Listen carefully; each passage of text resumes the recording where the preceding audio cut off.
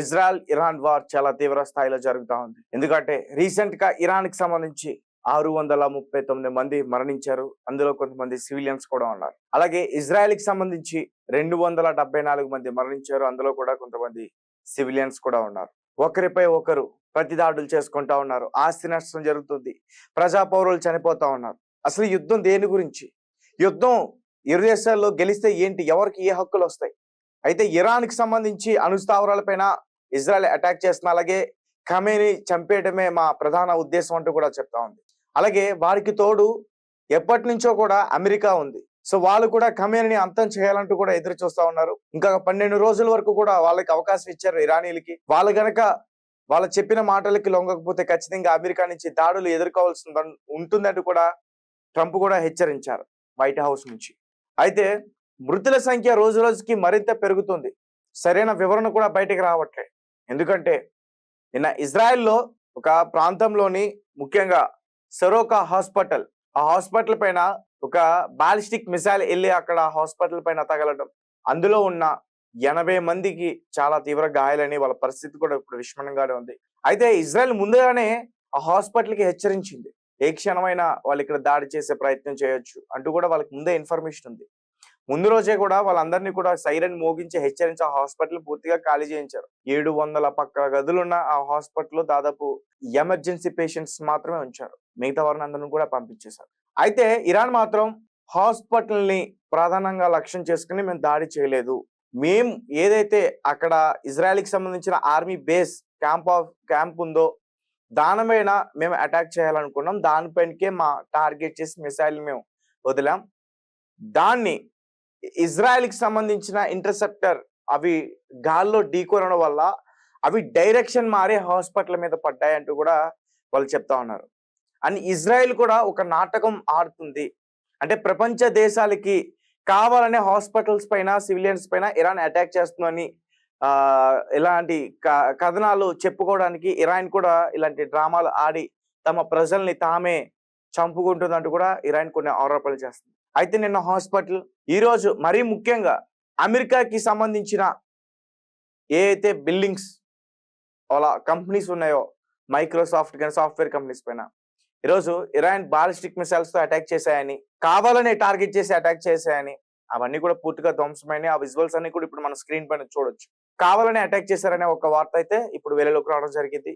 మరి ట్రంప్ ఎలాంటి నిర్ణయం తీసుకుంటారు అనేది కూడా ఇప్పుడు యావత్ ప్రపంచం కూడా ఎదురు చూస్తా ఉంది. ఎందుకంటే ఇది ఖచ్చితంగా ఘోరమైన అవమానమే.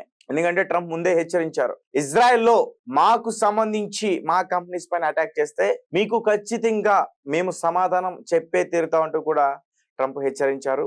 వారు కూడా వారికి తిరిగి హెచ్చరించారు, అవసరమైతే మేము యుద్ధానికి సిద్ధం, ట్రంప్ను కూడా అంతం చేస్తామంటూ కూడా మాట్లాడడం జరిగింది. సరే, ఇవన్నీ కూడా ఏదో కోపంలో మాట్లాడారు, వేడిలో మాట్లాడారు అనుకుంటే మనం బోర్ల పడ్డట్టే. ఎందుకంటే ఇరాన్ ని ఇజ్రాయెల్ అటాక్ చేయడం కొంచెం అసాధ్యమని అనిపిస్తుంది. ఖచ్చితంగా అమెరికా సపోర్ట్ కావాలి. ఒకవేళ అమెరికా సపోర్ట్ తీసుకుని ఇజ్రాయెల్ గనక అటాక్ చేస్తే, నిన్ననే పుతిన్ కావచ్చు, చైనా అధ్యక్షుడు జాన్పింగ్ కావచ్చు, వీళ్ళిద్దరూ కూడా ఇరాన్ కి సపోర్ట్ చేశారు. ఇరాన్ పైన అటాక్ చేస్తే మా పైన దాడి చేసినట్లుగానే వాళ్ళు ఆ రకంగానే మాట్లాడారు. అండ్ ఇజ్రాయెల్ అనే ఒక దేశాన్ని కూడా వాళ్ళు ఒక శత్రు దేశంగానే వాళ్ళు చూపించే ప్రయత్నం చేశారు. ఒకవేళ అదే గనక జరిగితే, ఇజ్రాయెల్ అమెరికా కలిసి ఇరాన్ పైన అటాక్ చేస్తే, ఇరాన్ కి సపోర్ట్ గా రష్యా అలాగే చైనా, ఈ 2 దేశాలు, అలాగే ఒక పక్క కిమ్, సో ఈ ప్రపంచంలోనే కొంచెం అత్యంత స్థానం కలిగిన ఈ దేశాలు కనుక ఈ వార్లోకి దిగితే ఖచ్చితంగా 3వ ప్రపంచ యుద్ధం మొదలైనట్టే. ఎందుకంటే ఇరాన్కి ఇప్పటికే దాదాపు చాలా దేశాలు కూడా సపోర్ట్ చేస్తున్నాయి. ముఖ్యంగా ముస్లిం దేశాలు 21 దేశాలు కూడా సపోర్ట్ చేస్తాయి. అండ్ అమెరికాకి సంబంధించిన సైనికులు కూడా, వాళ్ళ స్థావరాలు కూడా చాలా దేశాల్లో కూడా ఉన్నాయి, కొన్ని వేలల్లో ఉన్నాయి. కాబట్టి ఇరాన్ వాళ్ళ నెక్స్ట్ టార్గెట్ ఏంటంటే అమెరికాని కట్టడి చేయడానికి ఇతర ముస్లిం దేశాల్లో ఉన్న సైనికుల్ని టార్గెట్ చేసుకుని పెట్టుకుంది. ఇప్పుడు వాళ్ళపైన అటాక్ చేయడానికి ఇరాన్ ప్లాన్ చేస్తుంది.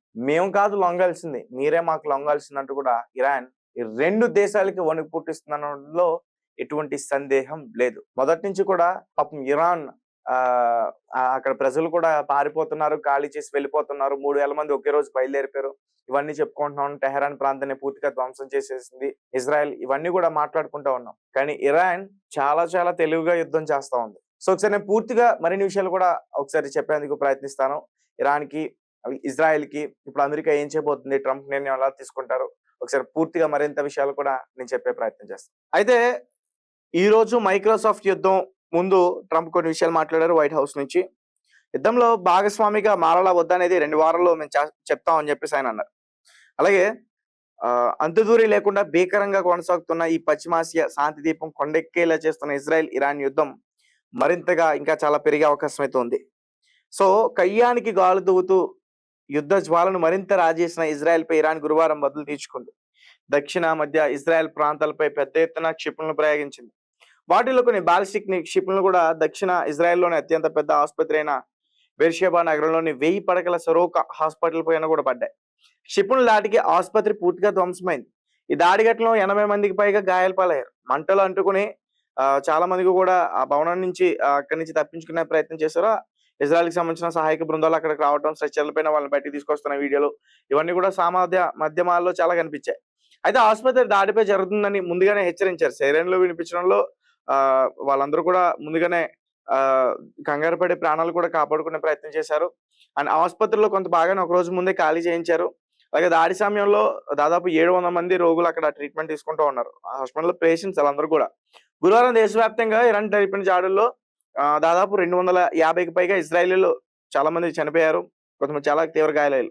Tell Aviv, Ramat Gan, Rehovot city సహా పలు నగరాలపైన ఇరాన్ క్షిపణులు కూడా ప్రయోగించింది.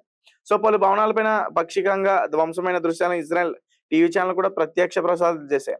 సిటీలోని గావ్యామ్ నెగెవ్ ఇజ్రాయెల్ సైనిక నిఘా కార్యాలయాన్ని కూడా లక్ష్యంగా చేసుకుని పొరపాటున ఆసుపత్రిపై క్షిపణులు పడ్డాయని తెలుస్తుంది. అయితే ఇరాన్ ఉద్దేశపూర్వకంగానే పౌరుల రక్తం కళ్ళజోస్తుందని, ఇందుకు ఇరాన్ భారీ మూల్యం చెల్లించుకోక తప్పదని ఇజ్రాయెల్ ప్రధాని బెంజమిన్ నెతన్యాహు అన్నారు. మాకు అమెరికా సాయం చేస్తున్న నమ్మకం నాకుంది. అమెరికాకి ఏది అత్యుత్తమమో అదే ట్రంప్ చేస్తారు అని నెతన్యాహు అన్నారు. అయితే యుద్ధంలో పాల్గొనాలా వద్దా అనే దానిపై మరొక 2 వారాల్లో ఖచ్చితంగా నిర్ణయం తీసుకుంటానని ట్రంప్ ప్రకటించారు. అలాగే చర్చలకు ఇంకా అవకాశం ఉందని ట్రంప్ భావిస్తున్నారని వైట్ హౌస్ నుంచి కూడా ప్రెస్ సెక్రటరీ కరోలిన్ కూడా ఒక విషయాన్ని కూడా ఆయన వెల్లడించడం జరిగింది. అయితే ప్లూటోనియం చిక్కకుండా దాడులు చేస్తున్నారా? ప్రస్తుతం క్రియాశీలకంగా లేని ఇరాన్లోని కోకాన్స్ దా పట్టణ సమీపంలో అరక్ బరజాలా రియాక్టర్ పై ఇజ్రాయెల్ యుద్ధ విమానాలు దాడి చేశాయి. దాడుల తర్వాత ఈ రియాక్టర్ నుంచి ఎలాంటి రేడియోంతర వెలువడలేదని ఇరాన్ తెలిపింది. అణు రియాక్టర్లు చల్లారబరిచేందుకు భారాజాలాన్ని ఉపయోగిస్తారు. ఇలా అణు రియాక్టర్లను చల్లారబరిచినప్పుడు ఈ ప్రక్రియలో ఉత్పత్తిగా ప్లూటోనియం అనే అత్యంత శక్తివంతమైన పేలుడు పదార్థం ఏర్పడుతుంది. దీనిని సైతం అణుబాంబు తయారీలో ఉపయోగించుకోవచ్చు.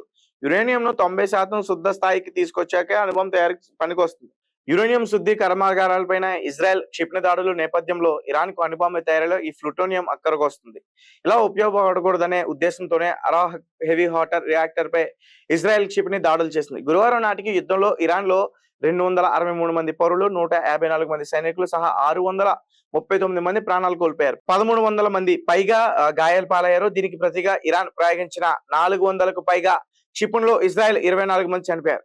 అప్రమత్తంగా ఉన్న అమెరికా యుద్ధ విమానాలు అత్యవసర పరిస్థితుల్లో ఇజ్రాయెల్ కి సహాయం చేయాల్సి వస్తే ఇరాన్ ప్రతిదాడి చేస్తున్న అంచనాతో అమెరికా యుద్ధ విమానాలకు ఆయా వైమానిక స్థావరాల నుంచి వేరే చోటకు తరలించారు. ముఖ్యంగా ఖతర్లోని దోహాలో ఉన్న ఆల్ ఉదయ్ అమెరికా వైమానిక స్థావరంలో సైనిక ఆయుధ రవాణా విమానాలు, యుద్ధ విమానాలు, డ్రోన్లు వేరే చోటకు తరలించినట్లు కూడా తెలుస్తుంది. అయితే దాక్కున్న తర్వాత దాడి చేయడం అమెరికా వ్యూహం అని కొందరు యుద్ధ నిపుణులు కూడా చెప్తున్నారు. మరోవైపు Bharat, Japan, China, Indonesia, Oman తదితర దేశాలు తమ పౌరులను ఇరాన్ నుంచి సురక్షితంగా స్వదేశానికి తరలిస్తున్నారు. సో గైస్ మీరేమంటారు?